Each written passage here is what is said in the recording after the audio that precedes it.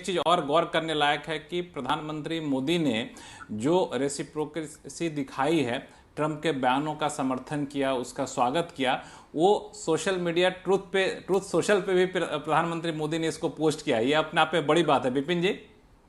हाँ जी बिल्कुल। तो देखिए, जैसा शुरुआत में ही हम एक बात कर रहे थे और आप सब लोगों ने भी किया कि इतने दिनों से लगातार ट्रंप साहब विरोधाभासी बयान, दिन रात, मतलब ऐसे बयान जो शायद सीमा ही क्रॉस कर गए। कल तो जो उन्होंने कह दिया कि हमने तो खो ही दिया भारत को। नहीं, कल वाला जो बयान था ना लक्ष्मण जी, सॉरी सॉरी, मैं एक बात बताऊं, कल वाला जो बयान था ना वो उसको मैं सीमा क्रॉस करने वाला बयान नहीं मानूंगा।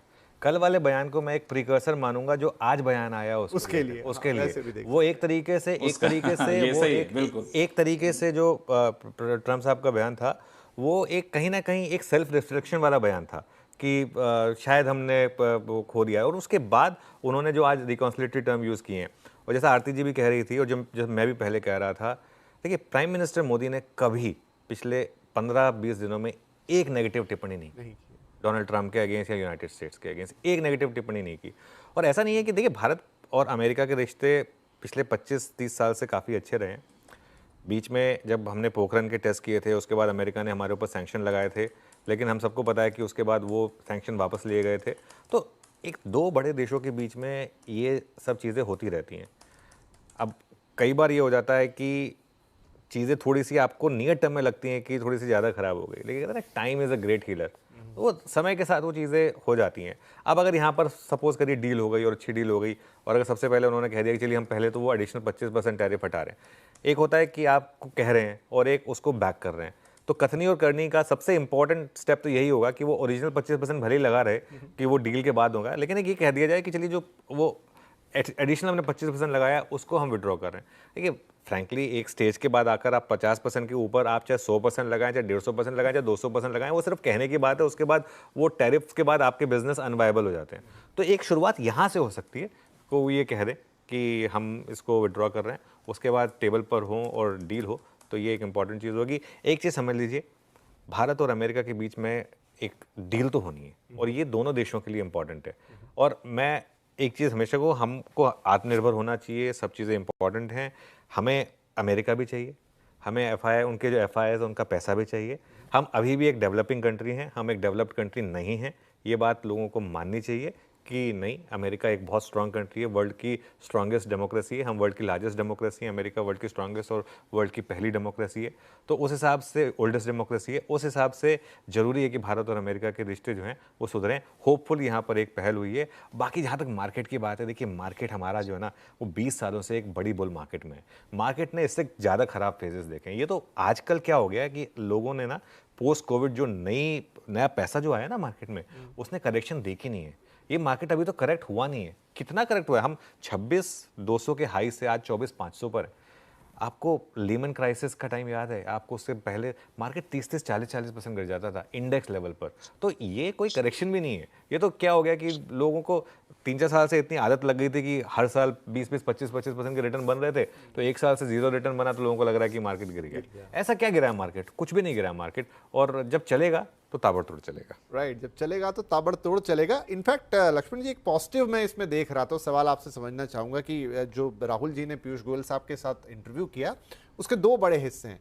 एक जो अभी हमने सुनाया भी थोड़ी देर पहले कि अमेरिका के साथ हमारी एक पैरेलल बातचीत चल रही है, और वो एक डेट भी देते हैं कि नवंबर के आसपास शायद उसमें एक पॉजिटिव आउटकम आता हुआ हम देखें। ये अलग बात है कि डोनाल्ड ट्रंप साहब ट्वीट करते रहते हैं, मैसेज करते रहते हैं, डिफरेंट।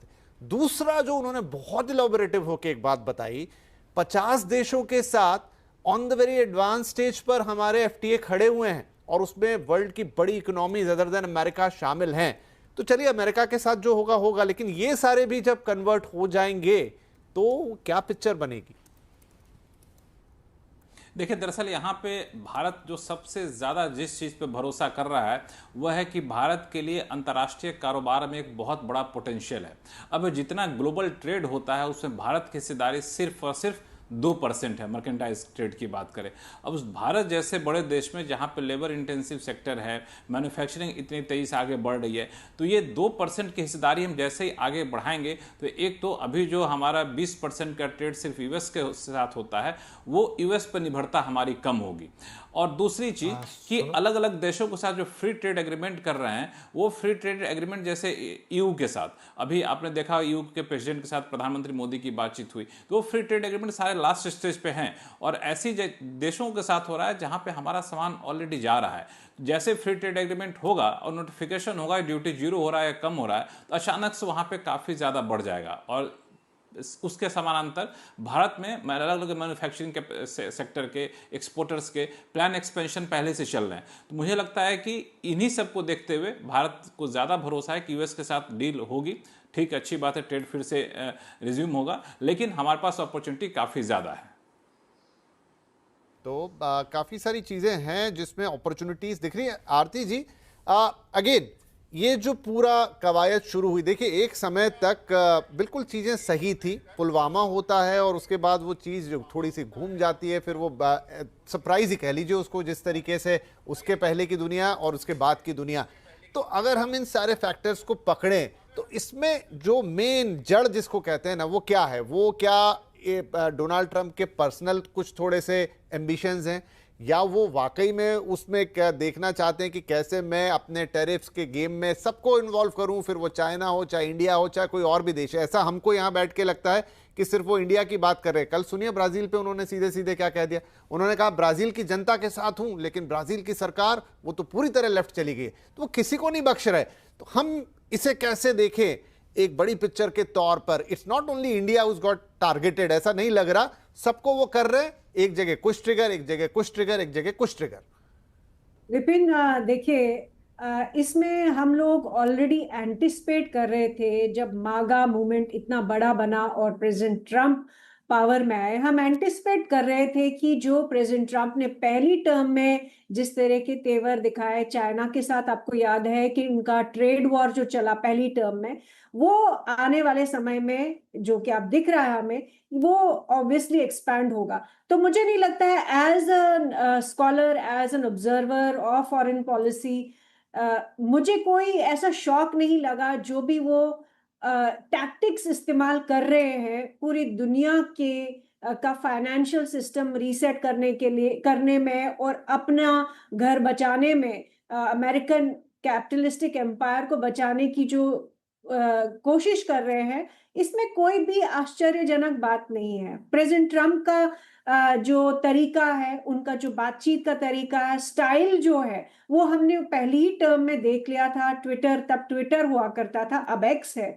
तो अब इनफैक्ट इलॉन मस्क सबसे ज्यादा फायदे में रहे हैं जब से प्रेसिडेंट ट्रंप आए पावर में और वापस से वो एक्स पे आए, और जितनी एंगेजमेंट उनके हर स्टेटमेंट में होती है, शायद ही किसी और चीज पे पूरी दुनिया में होती है। दूसरी बात ये कि क्या उनका अपना पर्सनल ईगो, ये वो, मैंने पहले भी कहा था, प्रेसिडेंट ट्रंप उस तरह के तो दिख ही नहीं रहे हैं लीडर। अगर आप एनालाइज करें उनकी लीडरशिप को, उनकी पहली प्रेसिडेंसी को एनालाइज करें, उनका ओवरऑल अप्रोच, टैक्टिक्स और स्ट्रैटेजी को एनालाइज करें, तो ईगो नाम की तो वहां गुंजाइश नहीं है। उल्टा ये है कि वो हर चीज में बिजनेस, हर चीज में नेगोशिएशन, हर चीज में अपनी बात मनवानी किसी भी तरीके से। इनफैक्ट यही कारण हो सकता है कि जो कह रहे थे कि प्रेसिडेंट ट्रंप जो है ईगो के कारण बात नहीं करे, लेकिन ईगो नहीं है, इसीलिए उन्होंने तारीफ कर दी ना प्राइम मिनिस्टर मोदी की। Right, correct you are. Just चूंकि अब समय मेरा बहुत क्लोज आ गया, जस्ट एक concluding remark Anuj ji, so what next? देखिए, व्हाट नेक्स्ट अभी इसको ये ना समझें कि सब कुछ नॉर्मल हो गया, लेकिन एक वर्स्ट अब आपका ख़त्म हो गया, ये एक होपफुली अब आप कैरी फॉरवर्ड कर सकते हैं। और देखिए, कहीं ना कहीं बैकडोर चैनल्स ने काम किया होगा, तभी दोनों लीडर्स ने इस तरीके की स्टेटमेंट दी है। ये चीज़ें जो है ना, हमें बताकर नहीं होंगी, बैकडोर में काम होता रहेगा। और पूरी की पूरी IAS लॉबी है, मिनिस्टर्स हैं, ये सब काम करते हैं, और जब हम सो रहे होते हैं तब भी ये लोग काम करते हैं ऑब्वियसली। और मार्केट के लिए ट्रिगर्स हैं इस समय। मैं बार बार कह रहा हूँ कि मार्केट में आपको सेंटिमेंट और प्राइस दोनों अपने हिसाब से नहीं मिलेंगे। पिछले कुछ दिनों से सेंटिमेंट ख़राब है, इसलिए तो आपको मार्केट इस लेवल पे मिल रहा है, इसलिए तो आपको बैंक निफ्टी आज की डेट में भी 53,000 पर मिल रहा है। 53,000 या 53,500 जितने पर भी है। अगर डील हो गई, सब कुछ हो गया, उसके बाद तो आपको बैंक निफ्टी 60,000 पे मिलेगा, उसके बाद तो आपको निफ्टी 26,000 पर मिलेगा, क्योंकि ये न्यूज़ फ्लो इस समय ऐसा है, इसके लिए तो आपको यहाँ पर मिल रहा है। जब कोविड आया था, लॉकडाउन था, सबको लग रहा था कि दुनिया खत्म हो रही है, तभी तो इसलिए निफ्टी आपको तब उस लेवल पे मिल पाया था, वो कितना 8,000 या जितना भी निफ्टी का लेवल हो गया था।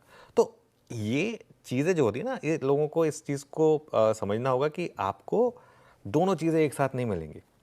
5 साल में निफ्टी ने 118% का रिटर्न दिखाया, अभी हम आपको दिखा रहे हैं, जिसमें कि पिछला 1 साल 0 रिटर्न रहा था। मार्केट का क्या है, मार्केट एक आपको 12 से 15% के करीब की, अगर आप टोटल रिटर्न इंडेक्स देखें डिविडेंड इंक्लूडेड, 12 से 15% के करीब की क्या अगर देता रहा है 2002-2003 से। अगर मैं शुरुआत करूं, मैंने अपने करियर की वहाँ से शुरुआत की थी। अगर आपका उस तरीके का नज़रिया है, उसमें आपको जब ये साल आते हैं, और इसी कारण से हम एक चीज़ जो हमेशा बोलते हैं कि अपनी SIP मत बंद करिए। पिछले 1 साल में आपकी SIP को 0 रिटर्न मिला होगा, लेकिन हो सकता है कि अगले 1 साल में आपकी उन्हीं SIPs को डबल रिटर्न मिल जाए। Fingers crossed, GST cut, festive season, और अगर ये डील हो जाए, अगला क्वार्टर मार्केट के लिए बहुत शानदार हो।